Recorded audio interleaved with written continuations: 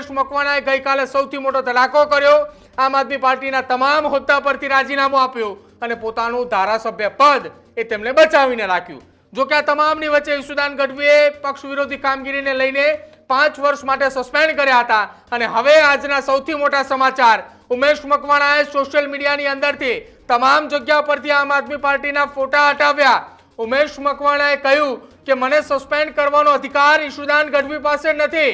Social મીડિયામાં ચર્ચાઓ જાગી છે। આપ જો અમે અમારી સ્ક્રીન ઉપર, ન્યૂઝરૂમની સ્ક્રીન ઉપર તમે જે બે દ્રશ્યો જોઈ રહ્યા છો એ 24 કલાક પહેલાના અને 24 કલાક પછીના, એટલે કે ગઈકાલ અને આજના બે દ્રશ્યો છે।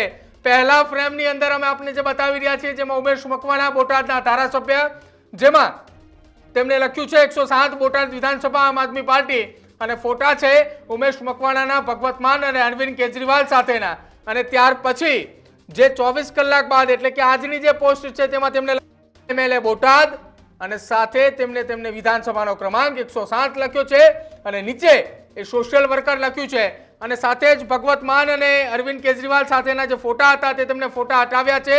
અત્યારે જે દર્શક મિત્રો અમારી સાથે જોડાયેલા છે, આ તમામ દર્શક મિત્રો, તમે બોટાદ અથવા તો તમે ઉમેશ મકવાણાની આ પોસ્ટને લઈને શું કહેવા માંગો છો તે ખાસ અમારા કમેન્ટ સેક્શનમાં જરૂર જણાવજો।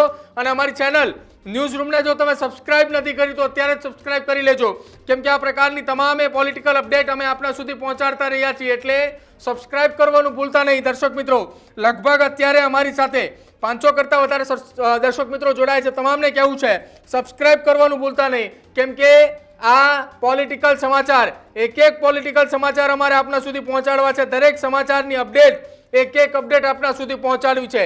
જે આખી આ ઘટનાની અંદર ઉમેશ મકવાણા છેલ્લા 3 મહિનાથી કાગળ અને પેન લઈને ફરતા હતા કે હું પક્ષમાંથી ક્યાંય નથી જવાનો, કોઈ પક્ષ નથી બદલવાનો, હું આમ આદમી પાર્ટીમાં છું, 2027ની ચૂંટણી પણ લડવાનો છું।